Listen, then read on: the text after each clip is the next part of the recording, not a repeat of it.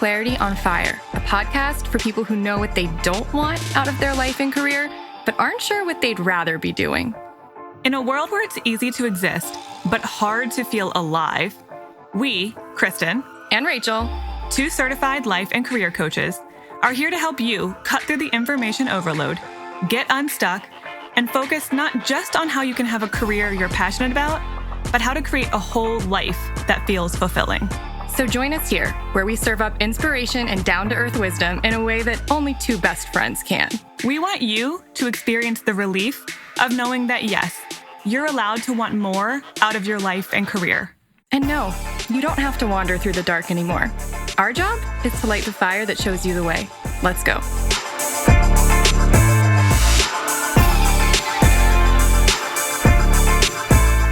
Hi. Hey. Side chat time, guys. It is. However, before we dive in, and I'm very excited about this side chat because we're going to dial it back and we are going to give you a little bit of a play-by-play of what's been happening in our lives for the past year. And we're going to kind of rewind and then we're going to get to... Do you love my sound effects? I hope you listen just for my sound effects. We're going to get to the present day and we're going to talk about... We're both hitting up against some upper limit problems. So in different ways. This is a thing that comes up a lot in coaching. And before we jump into it, I want to talk about coaching because today is the first day of our week and a half long coaching enrollment period. So for those of you who are new or who have been waiting for this, every, 4 months about? It's 3 times a year. So sometimes it's 3 months, sometimes it's more like 5 months in between, but it averages out to be 3 times a year. We open up enrollment for coaching clients. So we used to just take on clients whenever they contacted us. And we decided that we wanted to be a little bit more organized and intentional about how we do that. So about a year ago, we made the transition to doing it in waves. So we take on, honestly, no more than 20 people at a time. 20 is actually kind of a lot. I'm thinking about that right now. I'm like, might be closer to 15. And so what I would say is this is not necessarily a first come, first served situation. It's not like if you fill out a form on the very last day, which is going to be the 30th, it's going to go on until Tuesday the 30th. I'm not saying I'm going to ignore you, but I am saying the sooner you put in that form, the better chance you have of actually not having to wait an egregiously long period of time to work with us. Started with us. Yeah. Because our calendars are finite, of course. This is for people who are who are interested enough in coaching to have a serious conversation about it. You don't have to be like 10 out of 10 on the readiness spectrum, but I would like you to be at least like an 8 out of 10 on the readiness spectrum. And you just need to talk about it, or you just want to clarify some points, or you just want to make sure, hey, this is a good fit for me, right? I'm never going to expect anyone to be like dead set on doing it before they talk to me. I think it's great to have that conversation. But if you're like a 5, this is not the right time for you. We want to make sure it's a good fit all around too. So it only makes sense to have that conversation just to clarify before we move forward. I want to also put out there for any people who signed up for a single session or for the Passion Profile short course during our pandemic promo. There's no graceful way to say it. That we had going on for about 6 weeks. Just know if you want to continue on with some coaching, we're going to give you at least part of what you paid back. It's going to depend on which thing you signed up for. We're going to give you some credit back toward coaching if you signed up for anything from us during the pandemic. Because you've started doing some work already and we want to honor that. And that's going to help us move more deeply, more quickly into coaching. So just know that you get a little bit of a sweet deal there. We'll talk to you individually about that. If you sign up, we'll know and we'll talk about it. So I just, again, you don't have to know for sure, but if you want to get clearer, great thing to do is go to the show notes, click over to the one-on-one coaching page. You can also just go to clarityonfire.com. Under the Work With Us tab, there's our one-on-one coaching page. You can read through that. We do 5 months or 2 months. FYI, 5 months is kind of the length of time that we have determined is sort of the golden standard for coaching. It's not just us that's figured this out. This is kind of the coaching industry in general. True, but in 8 years of coaching now, we can say... I can validate that. This is the life cycle of a coaching experience, start to finish. For the most part. If you've worked with me in the past, if you're a former client who wants to come back, this is, coaching enrollment is open to you too. you might not need so much. But if you're Right. someone who is maybe thinking about working with us for the first time, it's more than likely that you're going to want more. Now, you're always welcome to start with 2 months. And then if you want to do another 2 months at some point right after that or in the future, that's fine too. But I will say that we tend to encourage people, if they can, to consider the longer, because you're going to, like 9 times out of 10, if you haven't ever done coaching before, you're going to want it and you're going to need it. And the reason for that is that typically the first half of coaching, the first 6-ish sessions, tends to be very internal. We're really helping you figure out, where am I going? What's the direction? Who am I? What matters to me? How am I getting in my own way? And we have to set the compass before you can get much more into the action. I wouldn't even call it just setting the compass. I would say you have to go back even further than that. You have to undo a lot of baggage and a lot of programming before you can reprogram. Exactly. You can't possibly know where you're going unless you've disentangled all of the shoulds about where you think you need to be going. The first half of coaching is very much deprogramming, and the second half of coaching is very much, okay, reprogramming. And then based on this new programming, what are we going to do? What are you going to have to change? Where are we going to go? Much more outwardly action-oriented. Exactly. And so you can see how that each of those phases takes some time. Yeah. So that's why we say that. If you do 2 months of coaching, of course, you're still going to get a lot from that kind of initial direction setting. But, you might want some support in the implementation side of it too. I've mentioned this once before, but I think it's worth saying it again. I once had someone who was looking into doing coaching, and she asked me, can I just do 2 sessions a week instead of 1 so that I can make progress faster? I've gotten that question before too. The answer to that is no, and here's why. Integration in coaching is key. So here's the thing. You guys love listening to podcasts, or else you wouldn't be listening to this right now. You're probably also the people who love reading self-help books. You may have gone, maybe you've, had a therapist and you go to therapist for years and years and years, and you just love this stuff. So here's the thing. That's all wonderful. But to a degree, more information is not helpful. If every person who listened to a self-help podcast or read a self-help book was actually capable of being changed by that content, they wouldn't need that content anymore. You would just read a book and be like, great, I'm done, I'm fixed, and move on. The problem is we keep downloading episodes, we keep reading books because we keep wanting to change and not necessarily being able to change. And coaching is about taking what you might intellectually know about yourself, and sometimes what you discover in coaching that you didn't know about yourself, and actually integrating that change and becoming someone who's living it, not just thinking it. Yeah, you can't double up on your progress because the space in between coaching sessions is actually where the real work is happening. Yes. And we can't rush that. Yeah. So you can't just, that's like saying, hey, can I just I don't know, do twice as many surgeries this month in my residency so that I can just become a surgeon faster? And I think any good person who's overseeing your residency is probably going to be like, no, we're not trying to rush your ability to learn how to do surgery. Right. That's probably not good for you or for anybody else. There's an integration period that happens with anything, or a gestation period, right? It takes a baby 9 months to cook, and you can't rush that process, and you wouldn't want to because it's not healthy. Yeah, it's what if I just sleep a lot? Can it be 4.5 months? No, a baby takes 9 months. Yeah, sorry, you can't speed that process up. There is a certain flow to how this happens, and coaching works the same way. So, but here's the thing. The reason that coaching ends up working faster and much more effectively than you reading a self-help book or you downloading all of the podcasts is, it's not just because it's solely focused on you. It's not just generic information you're trying to apply to you. It's an expert helping you sort through your crap. That's really, really helpful. And seeing you through a lens that you just can't see yourself. We're all too close to our own lives and our own beliefs.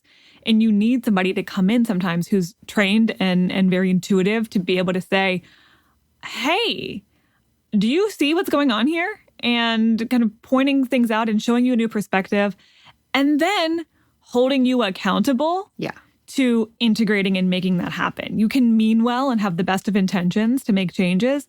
But if nobody is there walking that path with you, those intentions often never happen. I have multiple clients who tell me, I'm so glad we had this call on the calendar because I kept meaning to do my homework, quote unquote, for our session, and wouldn't have done it if I wasn't going to talk to you. If there wasn't a call on the calendar with a deadline. It helps. That's why coaching works, is because there's built-in structure and there's built-in accountability, and because you're not the only one responsible for making sure that you change and that you think about this stuff, and you have dedicated time to sit aside and think about stuff that may be actually uncomfortable to you at first. And you're also not just like randomly picking out self-help books that you think might work. You're being guided through an actual process of, here's what we know is helpful to people in the kind of situation that you are in. And we've already collated all of that and packaged that for you and are going to lead you through that process. Right. So, I mean, I don't need to talk more about it. I've already talked about it for 10 minutes now. It's a no-brainer, honestly. Like, there's a reason I do what I do, and it's because it works. And also it's fulfilling, and it leads to people actually living lives that they're really happy about and didn't believe was possible. So if that sounds like something you might be interested in and you want to have a serious conversation about that with us, then either go to the show notes and click over to the page and fill out that form, and we will get on the phone and talk to you about it. Or go to clarityonfire.com, head to the Work With Us tab, and you can find the one-on-one coaching page there. All right. Are you ready to talk about, are you ready to side Upper chat? limit problems. I don't actually know what I'm going to call this episode. I don't know if it's going to be called upper limit problems because people might not really understand what that means. Yeah, that's kind of a niche phrase in the coaching world. But what I want to do is I want to like dial it back. Like I said, I want to rewind. I just miss my calling as a voiceover artist. Remember those old VHS rewinders? Yes, of course. That was I was imagining one of those in my head as I was hearing your little like sound. Yeah, exactly. So what I want to do is I want to go back to June. Literally, Kristen, I think this was almost exactly a year ago to the day that this happened. How do you possibly remember to the day? I looked it up. You have a crazy No, I memory. looked it up. Okay. But I knew it was early June. Does that count? Yes. As a crazy memory? Yes. I mean, I did have to look up the exact day. But yeah, so here's what happened. A year ago, early June 2019, Kristen and I reached a point of being very fed up with the way that things were panning out. We're just going to be real frank and honest. You're like, oh, wow, shock. Continue on, Rachel. Welcome to our podcast. Welcome to this podcast, Rachel. We had reached a point where things were very, very stable and predictable. Like, we knew if we... In our business, yes. If we launch this, we will probably get X. We've been doing it for years. Yeah. But here's the problem. We'd reached a bit of a place of staleness in terms of, like, there was a ceiling that we had sort of hit, and we were struggling to get past that. And so there was a place... things were starting to not work. There were certain things that used to work. And then I feel that's because the internet... For a lot of reasons. Algorithms and all kinds of things. Well, what I'm saying is the internet ages in dog years. And so we had, like, there's... What worked 2 years ago isn't what works today in terms of an online business landscape, which they don't care about. But that's part of what was happening is that if you've been doing something really consistently and then it stops working or it doesn't work as well as it was working before, then you're like, oh, great. Now I got to learn something brand new. Right. But it wasn't even stagnating. It was like drooping. It was a little bit wilting. Yeah, things were wilting. And you and I had both gotten very frustrated because it felt like we couldn't make progress. It felt kind of like I would like to, and you and I both felt the same way about certain things. I would like to be able to do things like pay off the remainder of my debt. Mm-hmm. I would like to be able to, I mean, that was one of the big things. I want to be able to like save more money. When you're a business owner, you save money, but then often you need to use some of the money that you're saving on months when things are slower. Because or you're afraid to put certain amounts in certain, towards certain debt or whatever, because you're like, well, most months are fine, but then what if I have a bad month? Yeah. Because that sometimes happens. It's not, you don't get a steady paycheck every 2 weeks where you can predict exactly what's coming in. And I think you and I were very tired of not being able to sort of go beyond where we currently were, and we didn't necessarily know how we were going to make that happen. Mm-hmm. And so this is so funny. It reached a boiling point in early June last year when I had a meltdown, and then I triggered you into having a meltdown. That's almost always how it happens, by the way. Kristen is very sort of energetically influenceable, and I have very strong energetic vortex. I'm a very adaptable person, and that falls into my energy as well. So I can suck people into my hurricane if I'm not careful, which I definitely did that day. And I was like, well, you know what? I'm just gonna go. I'm gonna pack up all my shit. I'm gonna put myself in storage. No, I'm gonna put my stuff in storage. I'm just gonna go like move in with my parents, and then I'll be able to actually like save money. And you know what? It'll be pretty bad because my dad feeds the dog too much, and then she'll get fat, and then she won't be able to walk, she'll injure herself, and then I'll just be living in the middle of nowhere with my parents in this big house, and then I will never get married because no one will find me living in the middle of nowhere with my parents. And I'm like, but that's just going to be my life, I think. So that's just going to be my life. So I might as well accept it now. You know what I mean? I might as well just decide that I just keep waiting for the other shoe to drop, so I should just drop it. I remember this conversation vividly. Okay, well, I had this meltdown to you, and then we said, you know what? Let's reconvene later today about this. I went and I called my friend Nina, who has been on this podcast before, and told her exactly that rant that I just shared, and she laughed at me, which made me laugh at myself. Which was perfect. It made me laugh at myself. And she's like, wait, so you're trying to tell me that the best solution to your current frustration is to just admit defeat or something and like move in with your parents and because that's just going to be your life anyway? Can you hear how dumb that you sound right now? And I laughed and it did sound dumb. So I was on a walk and I got back home, and a few hours later, you and I reconvened on this subject, and we decided that we were going to say, fuck it. As in, we're just going to try new stuff. We're just going to let some things go. What we're doing is already not working the way we want it to. So screw it. Let's just do it the way we want to do it. I think we were very the chips afraid. Will fall where and we were like, well, worst case scenario is the scenario you just laid out. And if you were already planning to do that, then why not just just try something else? And then if that's where I end up fall, well, I knew I was going there anyway. Right. That's how I felt at that point. Again, I'm a type 4, very melodramatic, very worst case scenario. And so what was interesting about that is that I think that you and I had, up until that point, been very, very scared to rock the boat because we're like, well, we know what works. And we're like doing okay with what works. But it's like we're doing really great at just, getting to a certain level every month. But I don't feel like I'm thriving. I don't feel like I'm yet to the point where I really want to be and see myself capable of being as a business owner. And we hadn't changed much in our business in a long time. While. We were just doing what we knew worked. Yeah. And that was fine.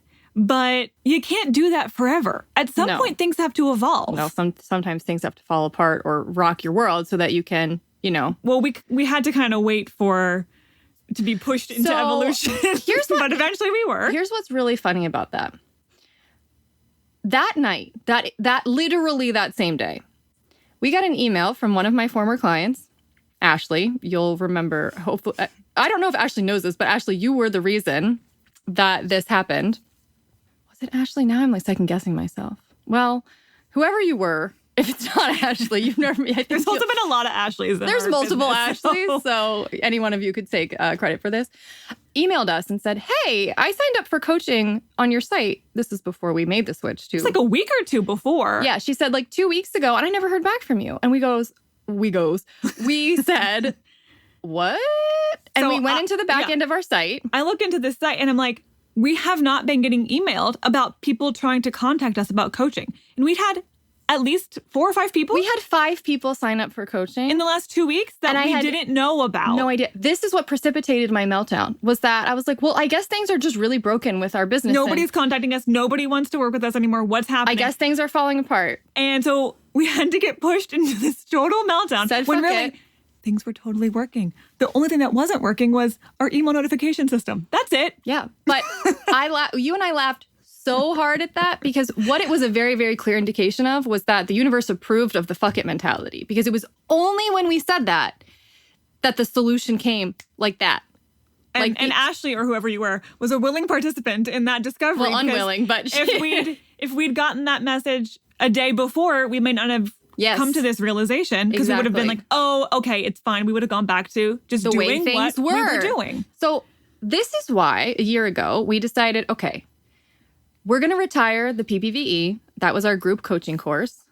Because we decided we like doing it with individuals the most. That's what we love doing. Yeah. And the group was a fun way of going about it. And we wanted to do group. Done with it. We wanted to do other kinds of group things, like the getting over people pleasing. That was a new thing that we decided to create because we were seeing a need. We were like, let's just try this new thing and retire this old thing. And both of those things ended up just fine. We were nervous though. Well, to get rid of both of those things? To stop doing one and to do something else? Very nervous. Also, we decided to do coaching enrollment instead of doing coaching whenever. We were nervous to make that change. But I believed, because of that crazy day, that the universe had signed off on this and that it was going to be okay. And it actually turned out great. All of those things turned out great. And then, back in the fall, we did a webinar, a workshop, a graduate interview, I guess, for IPEC, the coaching school that we went to. And one thing led to another, and they were looking for people to come into the admissions department part-time. Who were graduates of the program. Yeah. Successful graduates of the program, and be able to speak to their experience and talk to prospective students. Yeah. And so you guys knew we were doing that. We talked to you about it, but I never, ever, ever, ever, ever thought that I would get or take another job. Yeah, we accidentally fell into part-time jobs. And that was a crazy change. Honestly, I had another meltdown about that. You were gung-ho. You were like, this is great. This will be a way for me to make some extra money and save. And this is all the things I had more Thriver than you. And so my Thriver was feeling this. I was not feeling it at first. I had a meltdown. I was like, I don't want to do this. And everyone was like, Kristen can do it. You don't have to do it if you don't want to. And I'm like, but I feel like I'm supposed to do it. And eventually I got on board. And because, again, it takes me longer to get on board to things because I'm stubborn. So we've been doing that since October. And then... how far do we want to fast forward now? We got to fast forward to, I think, January. A couple months. And we're gonna focus on where I'm at, and then we're going to go back to focusing on IPEC. This is all going to make sense. So I knew that come 2020, I was going to have to move. I didn't want to go live with my parents. We've made that very clear. But I also was like, okay, how am I going to kind of up level in life and live in a place and feel good about it and not worry all the time? Because it just felt really scary to think about, business being the thing that affords for me to live totally on my own, live in a place that is nice and that I can actually afford, that's a scary prospect. And so I was having some serious anxiety come January about what was going to happen come July when it was time to move. And I'd gotten to the point where I was having terrible insomnia, which only happens to me when I am racked with really bad anxiety. It got to the point where right at the very beginning of COVID, before anyone was taking it seriously, when it was only a thing that was happening in China, I ended up at a patient first. So this was February, begging someone to give me sleep meds, which I had never done in my entire life. But I was so anxious about what was going to happen. You can't do anything when you don't sleep. No, I was spiraling. It disrupts everything else in your life. I was spiraling hardcore, honestly, back in February. And I actually ended up being good because then I found a new doctor. She's great. She gave me some recommendations. Natural supplements. Things that I started doing that really, really helped me. So I started thinking, because again, the fuck it mentality was still with me. Because it felt like the theme of the year was fuck it. And so my fuck it mentality became around living. Okay, well, I've been thinking, I guess I just have to go out and rent another place. But I started thinking about, could it be possible for me to buy a place? Which felt kind of insane. So right before the pandemic hit, I just started looking into places and figuring, I don't know, I guess I could just look, right? It doesn't hurt to look. And kind of started down the road of, what would it look like if I were to buy a house? What would I need to do? So I started doing some of the things. I started getting pre-approved for a mortgage. And then the pandemic hit, and then I put everything on pause. At the same time as all of that was happening, IPEC decided that they were going to do a very serious change in their admissions department. Which was going to very much affect our roles what we do in supporting the admissions. So what ended up happening is that Kristen and I are going separate ways when it comes to IPEC. I'm loving what's happening because this shuffle allowed me to pitch a job that's still part-time, something I can do in addition to Clarity on Fire. But it allows me to be able to be a bit of a bridge between marketing and admissions, which is something I feel like is my sweet spot. And I'm going to be able to make more money. And right around the time that happened was the time that I found we kind of I unpaused because I was like, great, well, now that I know that I'm going to be like more financially stable and I can like kind of trust that, oh, great, I can handle this. Unpaused the home buying process, met with my realtor for the first time on a Saturday, was under contract on a house by Tuesday, literally 3 days later. At the same time that Kristen decided that she was going to quit IPEC and do something totally different. I'll tell that story in a second. Okay. No, I'm done. You can tell that story now. Okay. Well, I know that was when you had your... I know, but we're getting to the point where we talk about the actual upper limit problems.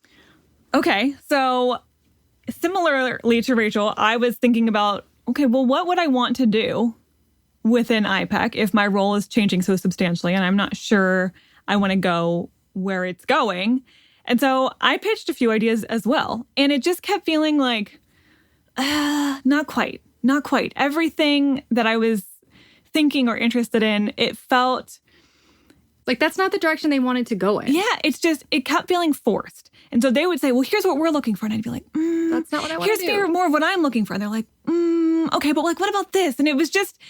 It's like two people trying to date and it's just not really working. And then both of them wanted to make it work, but it was just not working. Yeah. And I was like, I could make this work. I could kind of force myself into this different position, but I don't want to. And as a coach, I can't really do that in integrity because I wouldn't advise my clients to do something that felt forced and out of alignment in that regard.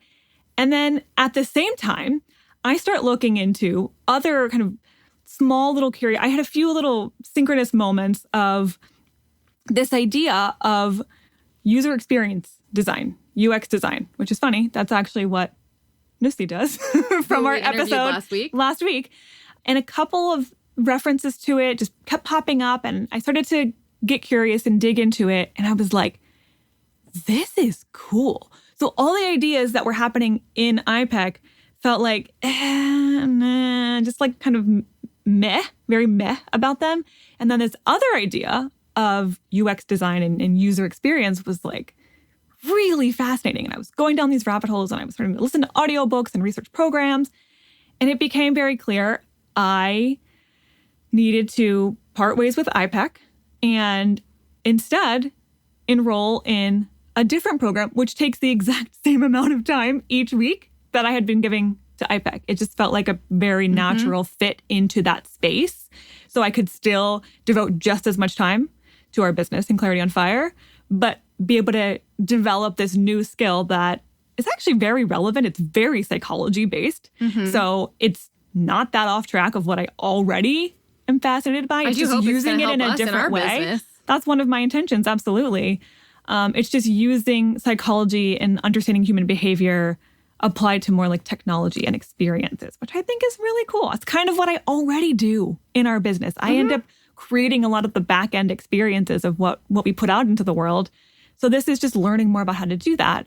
So that's what I had to decide to do. And do you want to talk about your, jump back into your upper limit problem? Because I'll tell you what mine was for sure too. Yeah. So now we reached the point where we hit the upper limit. So just want to like remind you that in the past year, I've gone from thinking, I guess I'm just maybe like gonna have to move back in with my parents and just have a business, and like save a bunch of money. And then maybe one day I'll move back out again. And, I was being depressive about it, as a type 4 tends to do, to getting a part-time job, which I never thought I would do ever again. I mean, and I mean that on like a moral level. I know like it was like not right for me to get a part-time job. I think the dog is barking because I was yelling. I was getting too into it. To like becoming a homeowner, which is never, ever, ever, ever, ever something I thought that I would be able to do by this point in my life. And so what's funny is that this neighborhood that I'm buying my condo in, I walk the dog there all the time.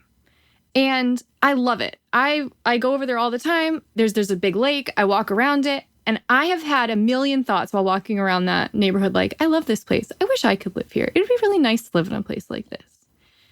Never, ever, ever, ever did I think I would actually be able to buy a place where I can like sit at my desk and like even have a teeny little partial lake view, which I do. And it's like every little mile I spent walking around that lake, I was putting that thing in what Abraham Hicks calls your vortex, your vibrational escrow. It's like you're stocking that away and you're putting it away and eventually once it hits the right point or you hit the right level of like lack of resistance, pop, it comes, it manifests into actual physical reality. But you've been doing the work of like stocking that sort of like vision away over and over and over again. And that's usually what pulls it out. So I knew it was right, even though it was scary. But here's what happened on the day that Kristen was there when I got the call from my realtor that they had accepted my contract and I was under contract. The very first reaction I had was not excitement. I was not happy. I was not overjoyed. I was nauseous. And you were like, should we like celebrate? And I was like, no. I was like, do you want to like talk about it? Do you want to celebrate? Should we do something? Nope. I just want to go back to eating my food and not talking about it and watching this TV show.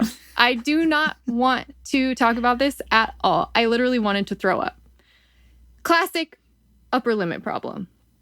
So, literally, this was all prelude to the actual topic, but I also think it's interesting for people to hear that you and I don't have this like perfect existence by any stretch of the near imagination. Like, I'm just a normal person who's trying to like make shit work. And I want you to know that just because like all of us. just because I have a business where I help people figure out what they want to do doesn't mean I always know what I want to do. And it means I often have to walk my talk. In fact, I think I do this work because this is the walk I need to walk, Like this is the work I need to do in my life. And this work supports us in living more in integrity every day as well, because I can't be someone who's advocating for other people living authentically and in integrity and then ignore glaring things in my own life. So right. Well, yes. And so here's the thing. I mean, okay, let me pause. Upper limit problems. This is a kind of ubiquitous phrase in the coaching world, but where I believe it started, don't quote me on this, is in the book The Big Leap by Gay Hendricks. And an upper limit problem is what happens when you reach a point of sort of a new level of expansion, a new level of optimism and potential and joy and capacity for happiness. And humans, unfortunately, are very bad at being happy. We are kind of always, again, waiting for the other shoe to drop. And so what happens is when we hit kind of an upper limit of our capacity to actually maintain a certain degree of achievement or happiness, we'll often experience something that puts us back into our comfort zone. Yep. It's not intentional, but we do it because we're so uncomfortable with the expansion that the kind of constriction is what feels like home. And so the nausea was an upper limit. It was just it was an upper limit symptom. I have a really good quick synopsis of upper limits that I think is one of the best I've heard. It's actually a summary from Marie Forleo, who's a really fantastic online business coach. And she says, here's the basic idea. Each of us has an internal thermometer for how much success, wealth, happiness, love, and intimacy we'll let ourselves experience. That's our upper limit setting, kind of like our success comfort zone. When we exceed our internal thermostat setting and life gets super duper, oh my God, good, we have an influx of money, maybe we get healthy and thin, maybe we find a great relationship, we'll unconsciously do things to sabotage ourselves so we can drop back into the old familiar place where we feel in control. Yeah. Now, I don't think the nausea was me trying to sabotage myself. I think there's maybe a distinction between upper limit problems and maybe just expansion symptoms. I think sabotage is one of the ways people respond to upper limits. It's not the only one. No. But dread of good things is also an upper limit problem. Exactly. And I don't even know if it was dread of a good thing. I think it was more like dread of, oh my God, I am it's more of who am I going to have to become in order to maintain this new level I have found myself on. And it's doubt in my own ability to stay at that level. Because now I'm like, oh, great, I have to be very responsible. I spent 3 days after that announcement stress crunching numbers and practically not sleeping because I'm like, oh my God, this was a mistake. I can't do this. I can't afford this. This is scary. I can't be a homeowner. This is too much responsibility. I was freaking out. Seen a theme here that I tend to freak the fuck out before things actually go well and they're fine. But I spent days stressing about this. And it's also, when you hit an upper limit, you often have to learn a whole new lexicon, which is what's happening too when you're like going through a home buying process. I didn't know anything about this. So it's also sort of your mind gets often inundated when you hit a new level because all of a sudden you've just unlocked all sorts of things that you had never had to interact with before or pay attention to. And so you start understandably doubting yourself and doubting your ability to handle it, which was totally what was happening to me, even though I knew that it was right because I had spent, like inadvertently, I'd spent so long actually sort of preparing myself and visioning that. You want to talk about your upper limits? And then I want to talk about the difference between upper limits and then how do you know if something's maybe just not right for you? Yeah.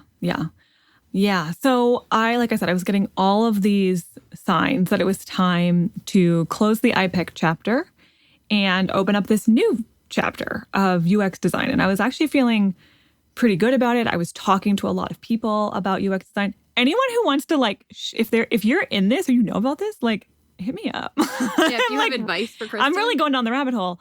And so I was feeling very settled in my decision, I thought, until the day before I was going to give my notice. And I don't know if you remember, Rachel, but like I couldn't for the life of me schedule this conversation. Oh, yeah. The day before. I kept trying to get you to do it and you wouldn't do it. I was like, well, but I don't know. Maybe I need to like think about this a little bit more. Like maybe I need to figure out what my last day would be. Or maybe I was just a ball of anxiety the day before thinking like, is this the right decision? I know. Mind you, 3 days earlier, I'd been telling everyone, she hasn't figured it out yet, but she's definitely going to quit. Actually, 3 days before, I think I knew, and then I reverted because now it was becoming real. And so I was about to hit this upper limit where I'm going to let something go that has been stable and that has felt good, but was starting to get stagnant for me and explore this new thing that I'm like really excited about. And I see so many doors opening with this, but it's uncertain.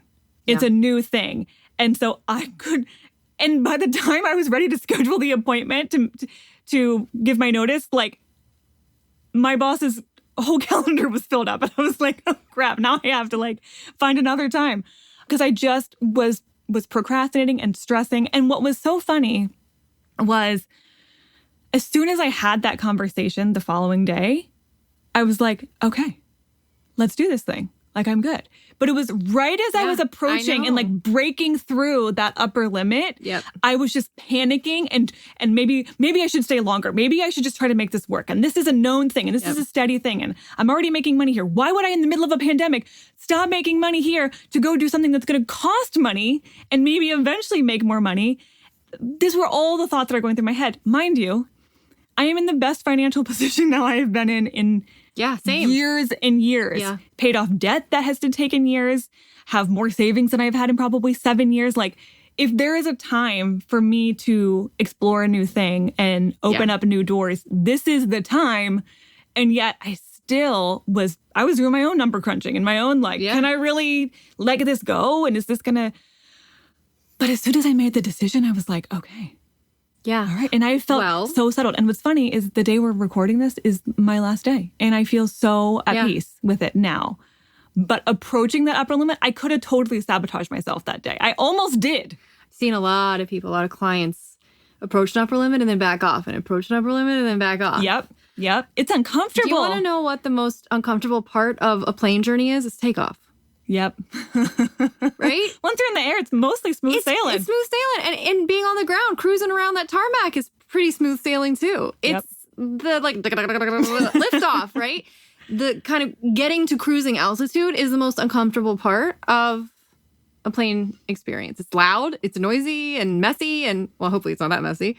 But right, it's it's actually easier once you get to cruising altitude, which is actually what I'm finding is that I'm not actually as stressed out. Now, the thing I'm stressed out about is not the homeownership part. I'm actually fine with that now. I'm stressed out about how I'm going to do all of the things, like do coaching enrollment and learn a new job at IPEC and move. It's more the logistical challenge now. Yeah. But you're committed to doing it. Now it's more just, okay, now I'm just implement. I just got to do it. Follow the plan. So other examples of upper limit problems might be, you see this a lot sort of in the celebrity world. Maybe someone wins an Academy Award and then the next week they get a DUI. Like, they literally can't handle. And again, like that sort of opens a door to, you know, I don't actually think external validation is all that important. So winning awards, I don't know how much that really matters. But you kind of, but that might have been a big, big goal. And then they hit that goal and then they sabotage. Now what? I think that often happens with the upper limit is you finally hit it. And then all of a sudden the like, oh crap, wait, I've been working so hard to get to this point. And now I have no idea what comes next. The fear of that, the uncertainty of that, the sort of existential crisis that might create. Oh, I'd rather just go back to messing my life up a little bit so that I don't have to deal with that level of uncertainty. One of my clients is going through a very normal upper limit problem right now where she has had a long string of unhealthy relationships, dating relationships in the past. And now she's with someone who's like wonderful. Oh, I've seen this happen so many times. Yeah. And she's like, I don't know what's wrong with me. I keep picking fights with him. Yeah. I just keep like nagging and picking but everything's good and I'm mostly happy. Why do I do that? Upper limit.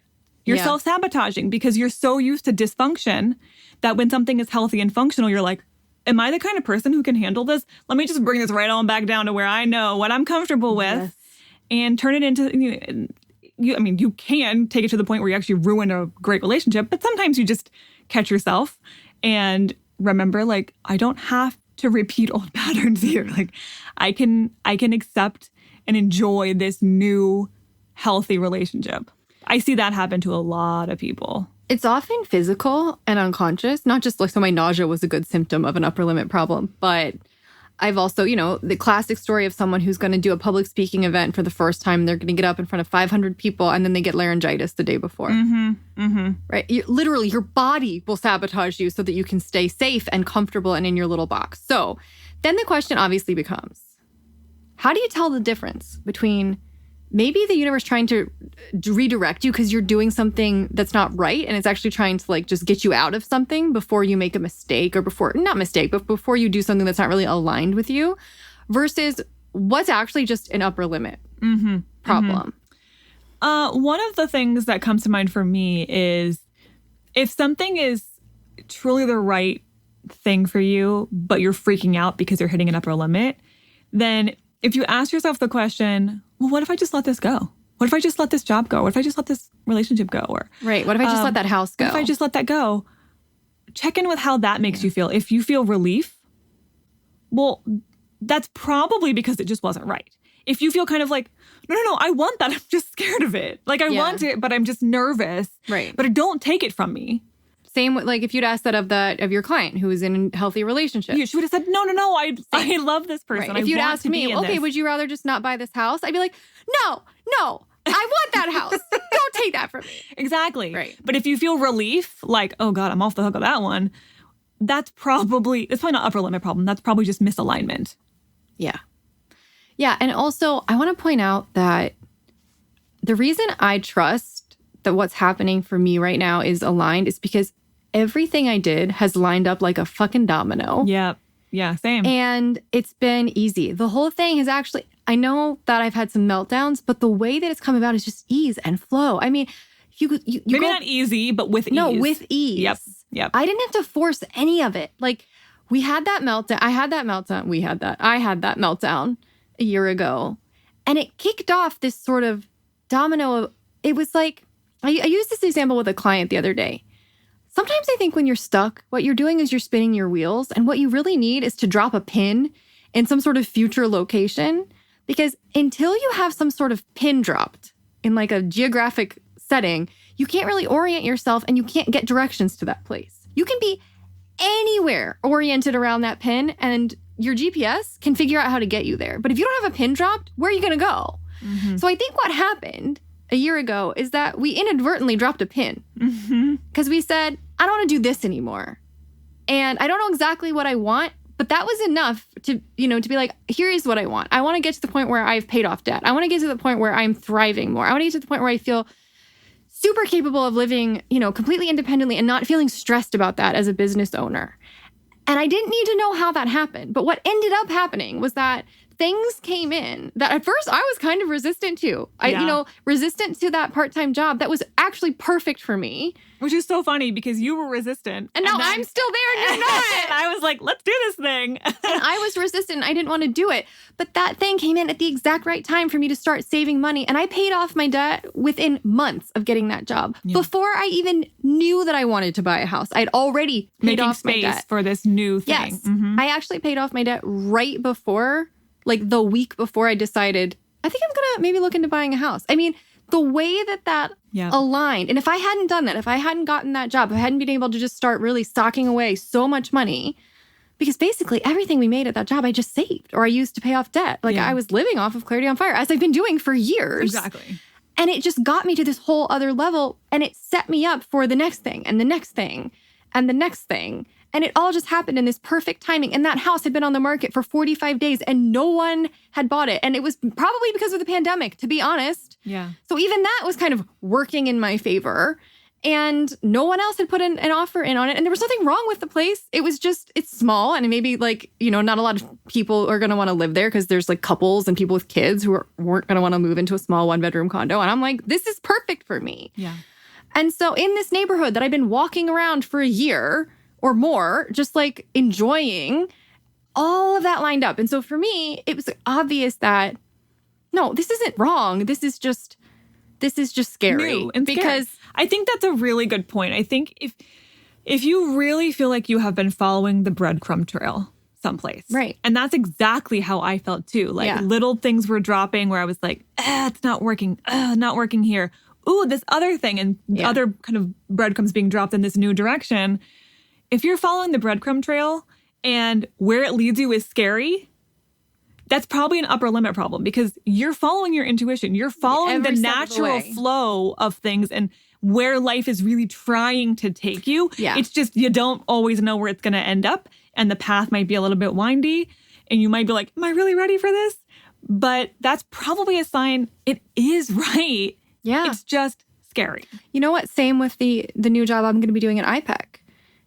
It wasn't working for you. It was just not aligned. And every step of the way, it was like, oh, yeah, Rachel, we love that. We want you to do that. We want to give you more than you actually asked for when you pitched this to us.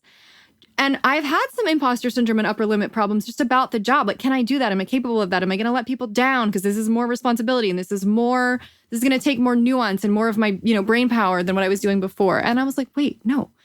Everything that's gotten me here has lined up and it's been easy and there has been flow and there's no way that I'm not supposed to do this because the whole thing has just worked out the way that it was supposed to.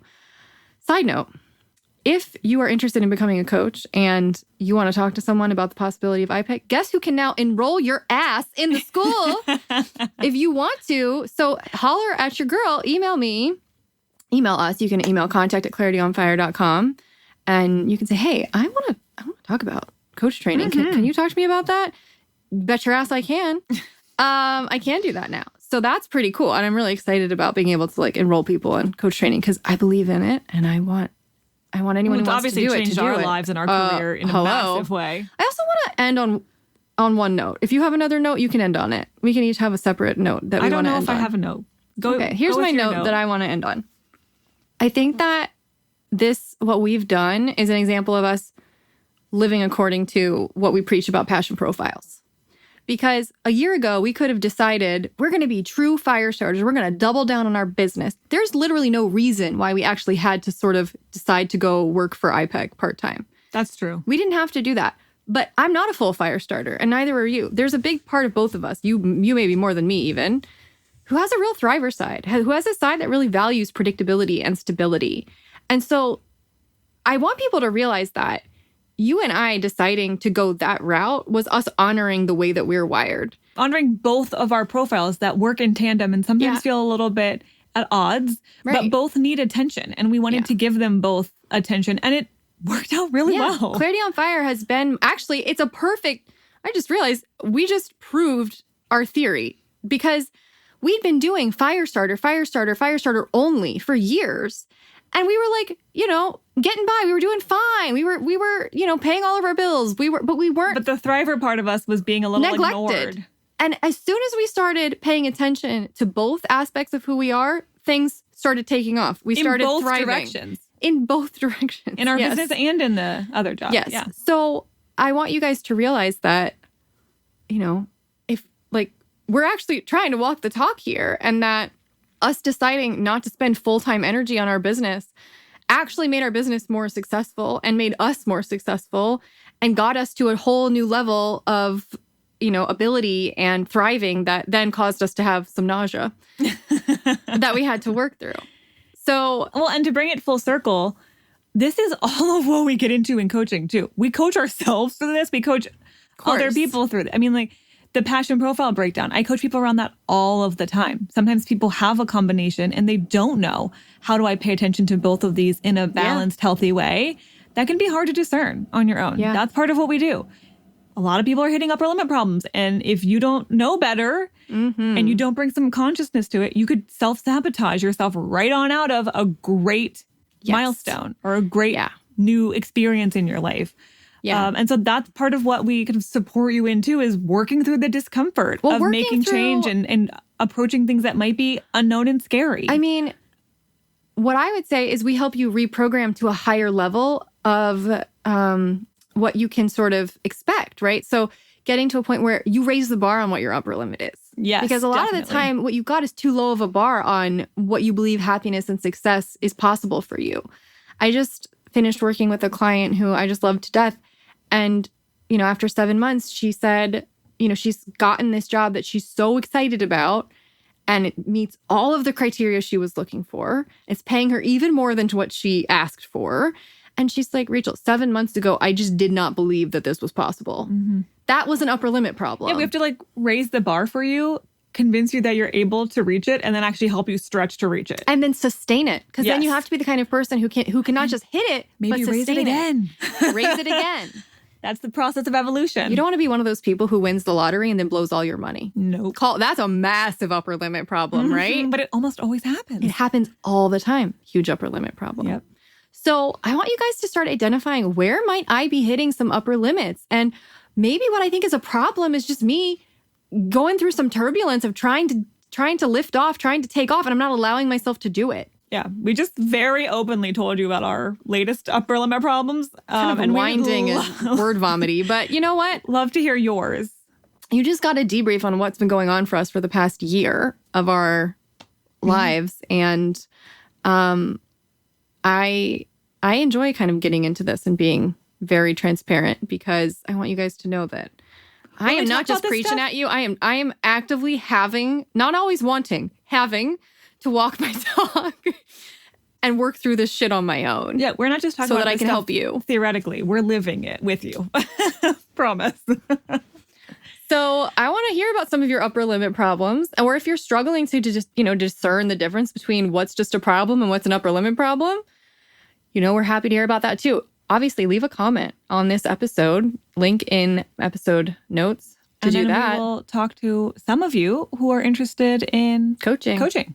Yeah. So also this is actually, now you understand a little bit more about why we have to cap how many people we can take in coaching, is because we each have, the other half of our week is dedicated to something totally not Clarity on Fire. Yep. So that's why we have to being a little bit choosy and selective, but I like that. Mm-hmm.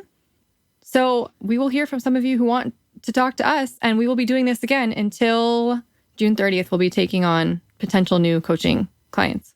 Awesome. Okay. Well, we'll be back on... we're going to be back on Tuesday, because I actually decided I wanted to write a blog. What? Wow. It's been a while. A long time. I don't know, but I had a really great story from a client, and I thought that this is too good not to share. So be back on Tuesday with that. See you then.